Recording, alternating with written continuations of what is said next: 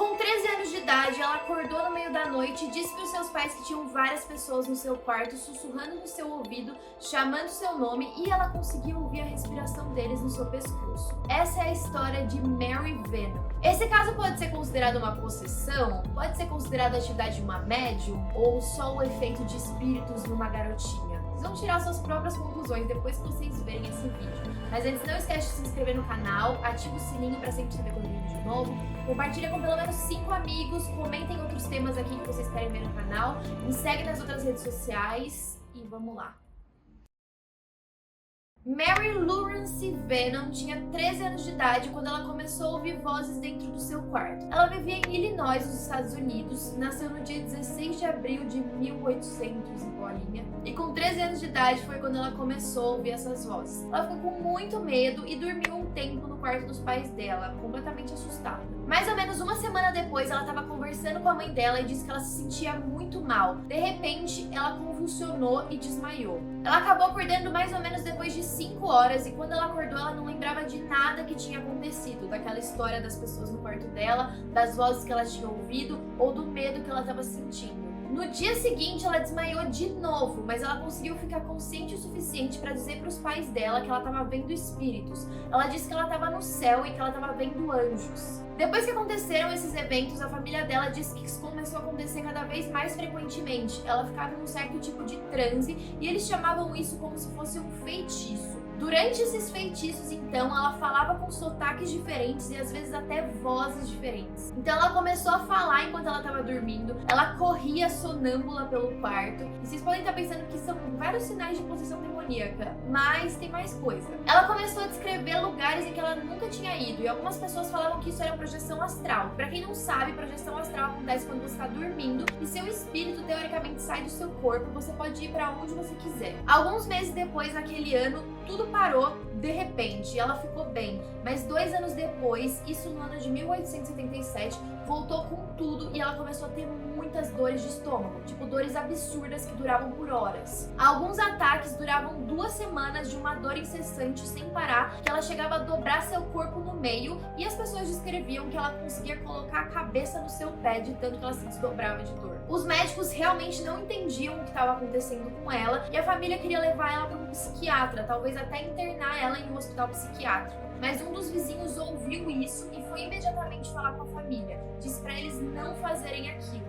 Isso porque ele tinha uma filha que vivia naquela mesma casa e que passou por exatamente a mesma situação. A filha dele também chamava Mary e na mesma idade dela ela começou a ter os mesmos sintomas e ele mandou ela para um hospital psiquiátrico. Mas ela acabou não aguentando e morrendo. Vou contar pra vocês um pouquinho da história dessa outra Mary que já morreu, mas vou tentar dividir as duas pra não ficar confuso. A Mary do começo da história, o apelido dela era Rance, então a gente vai chamar ela de Rance. E essa nova Mary é a Mary Roth. A Mary Roth, com 13 anos de idade, começou a ter ataques epiléticos, ela tinha pesadelos à noite, ela convulsionava o tempo todo, ela caía nesses transes, falava como se fosse outra pessoa e também tinha sinais de clarividência. Ela também desenvolveu uma obsessão por sangue, ela pegava sanguessugas e colocava na própria testa. E ela também ouvia vozes. Em 1865, ela ficou tão obcecada com essas vozes que ela tentou cometer suicídio. Mas ela não conseguiu de primeira e quando ela acordou, ela tinha uma força sobre-humana. Disseram que precisaram de pelo menos 5 homens para segurarem ela numa cama de hospital. Além disso, ela estava com os olhos vendados, porque os médicos tinham medo dela arrancar os próprios olhos ou pelo menos arranhar eles enquanto ela estava dormindo. Mas mesmo com essas vendas, ela conseguia enxergar através delas e ela também conseguia saber o conteúdo de envelopes que estavam fechados, que as pessoas mostravam para ela e perguntavam o que estava escrito ali.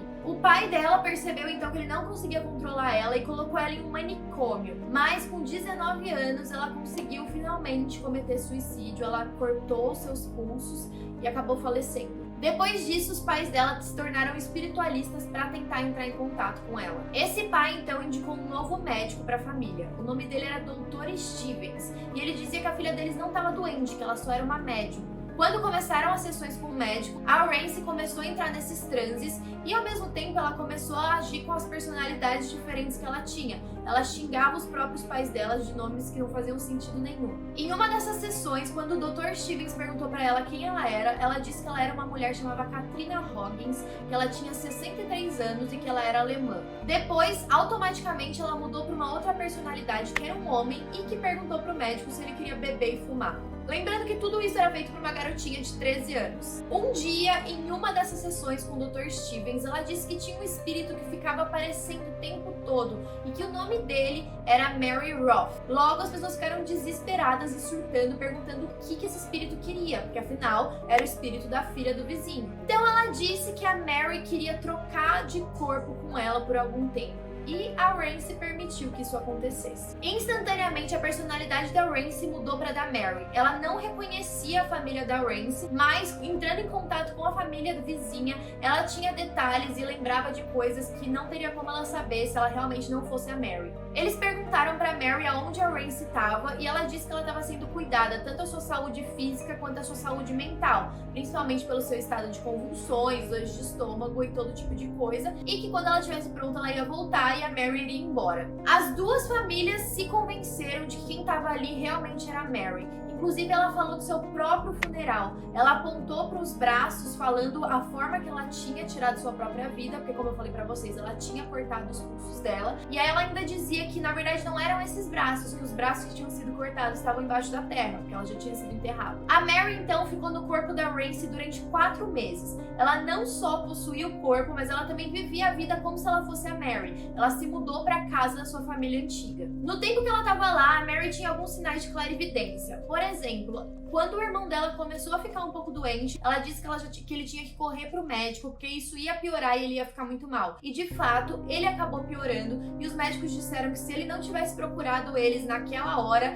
ele provavelmente teria morrido. E obviamente que isso pode ter sido só uma coincidência, mas são várias relações ali que fizeram eles acreditarem ainda mais que o que estava acontecendo era real. Obviamente que a vizinhança toda ficou sabendo do que estava acontecendo e a Mary começou a frequentar algumas sessões espíritas. Lá, ela saía do corpo da Rance, possuía o corpo de outras pessoas e também as pessoas perguntavam muito pra ela sobre a morte. O corpo da Rance, nesse meio tempo, foi ganhando bastante saúde comparado ao que ela tinha antes. Apesar da Mary se recusar a comer, porque ela disse que já recebia todo o seu alimento de lá de cima, o corpo dela, desnutrido, ainda estava mais saudável do que estava antes da Mary estar lá. A Mary disse então para a mãe dela, de verdade, que os anjos iam deixar ela ficar no corpo da Rance até o dia 1º de maio. Isso porque eles disseram que a Rance estava melhorando e queria voltar logo. E ela realmente voltou em maio, mas dizem que a Rance percebeu que a Mary ainda precisava de mais algum tempo. Então ela ficou fora por mais 2 semanas. No dia 21 de maio, o que o Dr. Stevens escreveu foi o seguinte: Mary vai sair do corpo da Rance hoje às 11 horas. Ela está se despedindo de amigos e vizinhos e pediu para dizer: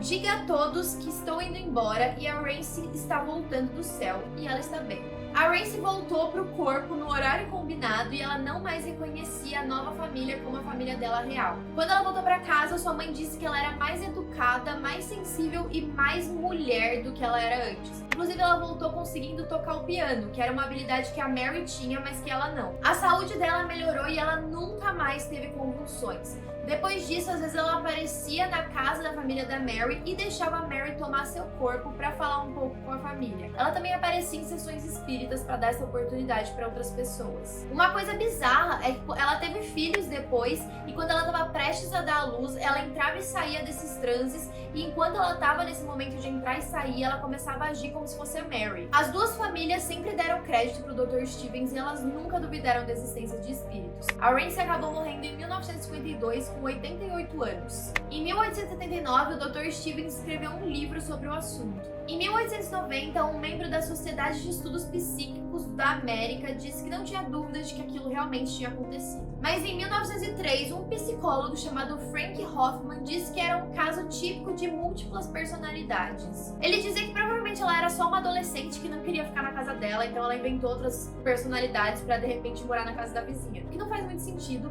Mas hoje, com tudo que a gente sabe agora, pode ter sido um caso de múltiplas personalidades, até porque ela mudava. Quem já assistiu Fragmentado sabe do que eu tô falando. As personalidades mudam muito rápido e você realmente vira uma outra pessoa. Pode ser que tenha acontecido isso, pode ser que ela seja uma médium, pode ser que ela tenha sido realmente possuída pelo espírito da Mary. A gente nunca vai saber a verdade ao certo. Mas comentem aqui o que vocês acham, qual a opinião de vocês, se vocês gostaram dessa história.